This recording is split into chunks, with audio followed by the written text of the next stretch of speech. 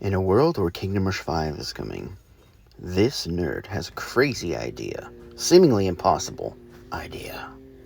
Can you beat Kingdom Rush with only level 1 magic towers? Yep, I said it. But Trevor... Why? Well, we got Arcane Shatter. That's going to help a little bit, so let's go ahead and get that. And we got Slow Curse. So these level 1 towers aren't completely useless. They're close, but not completely.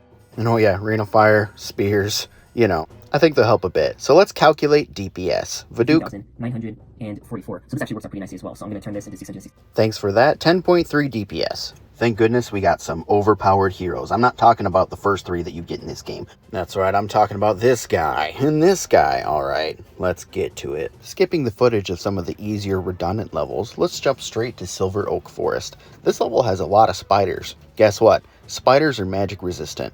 I'm not going to go in blazing with frickin' guns and cannons and use an overpowered hero like Bolin. Just kidding.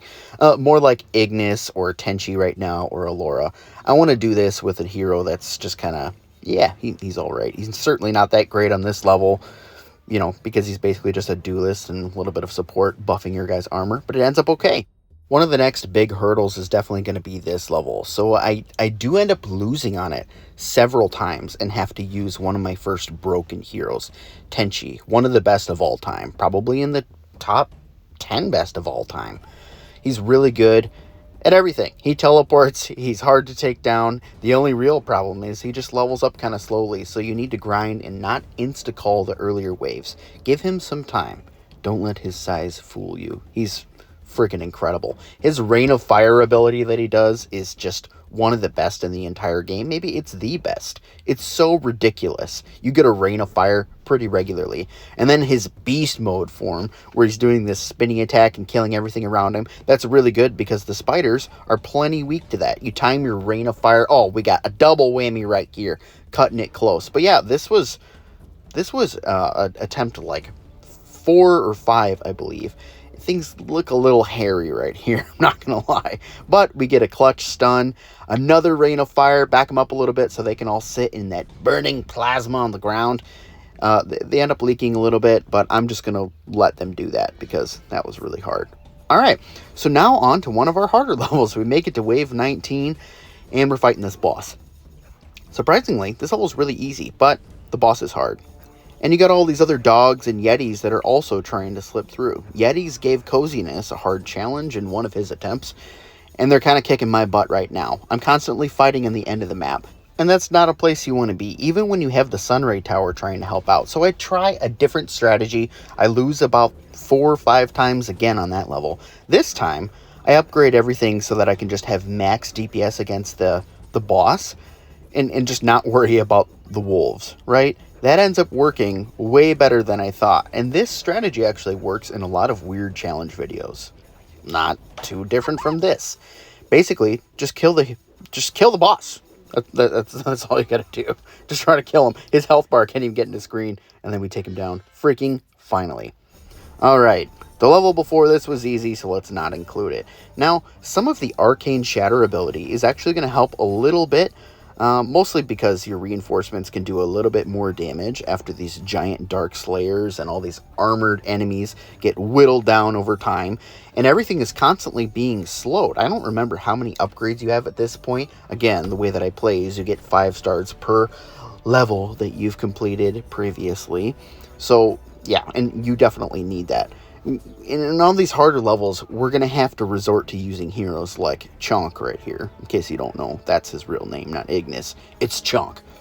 But yeah, this level is quite a problem. Like, you need to make it through some of the troublesome waves. The demons are all magic resistant. You have some slowing. It doesn't even look like I have that upgrade, Slow Curse, at this point in the game. I can't even really tell while I'm recording this. Maybe I do. I don't know. It doesn't matter.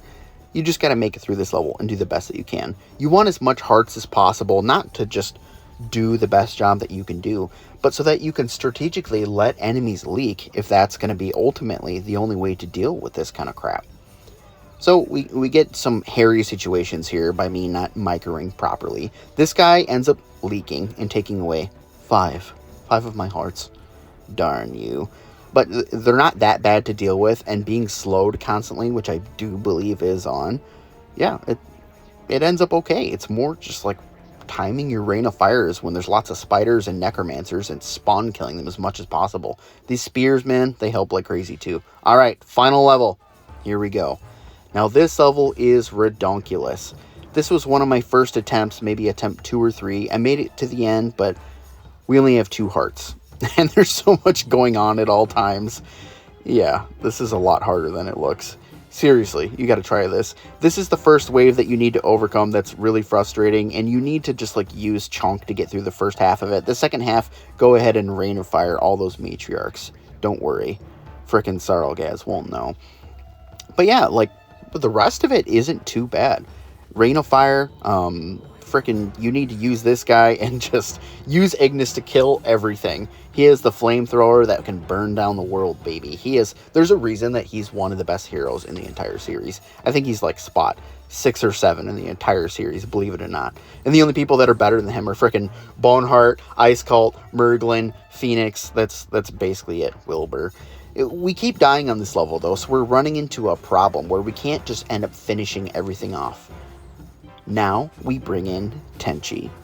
Tenchi was only released a couple years ago, and he's ridiculous. As I was talking about earlier, he can teleport, like he has so much utility. The only thing he doesn't have is an insta-kill, but he does so much AoE damage, and his teleport is so fast that you can move him around and do really risky plays. You can even teleport while he's summoning his meteors, and half of them will go where he's at, and the other half will teleport with him to a different spot, thus allowing you to micromanage him even more perfectly.